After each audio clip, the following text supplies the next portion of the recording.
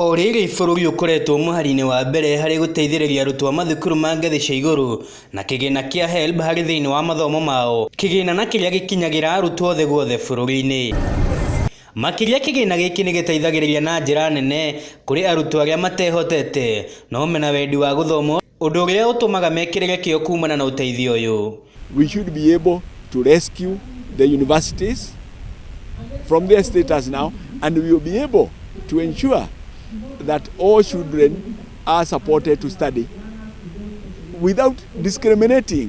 Rĩu rũhonge rwa Arugamiriri a thukuru cia ngathĩ ya igũrũ gũkũ bũrũri-inĩ National Association of Private Universities na PUC nĩ mendekithĩtie kĩgĩna kĩa Helb gĩkoragwo gĩgĩteithĩrĩria arutwo arĩa matehotete na arĩa maumĩte matũũra marĩa matarĩ na riri, o ta ũrĩa ũkoretwo ũrĩ mũtugo wa kĩgĩna gĩkĩ gĩgĩteithĩrĩria arutwo othe. Get equivalent provisions in their education to be able to learn and get the same exposure.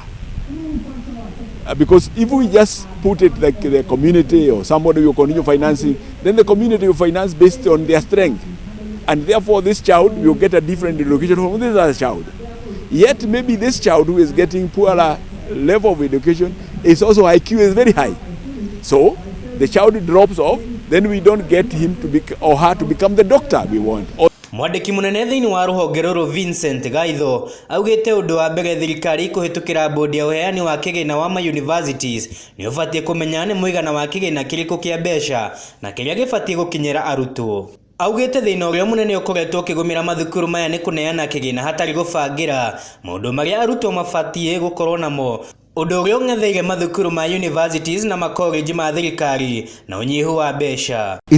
Is it affordable?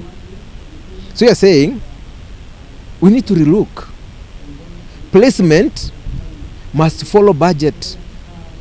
The University Funding Board, who is the holder of the budget, must first declare the amount of money they have to support university students. A lot of money, but there are issues on how this money is managed. Does it trickle down to where it is needed?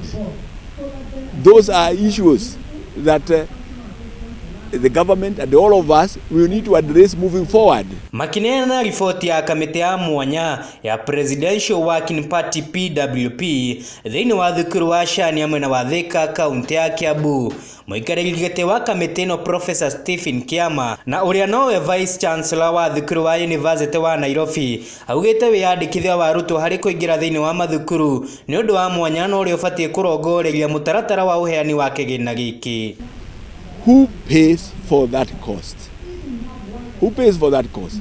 It cannot be the student in the immediate instance, because the students are coming from different households where they don't have the ability to do that. We must decide that this child will give a grant because they come from a family where they cannot afford, and yet they have good brains. We will give them a grant to study medicine or to study engineering.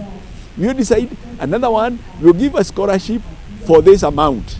Handũ-inĩ ha ceceni ya Wega TV kuma thukuru-inĩ wa Shania kaunti ya Kiambu, njĩtagwo Jackson Mwaniki.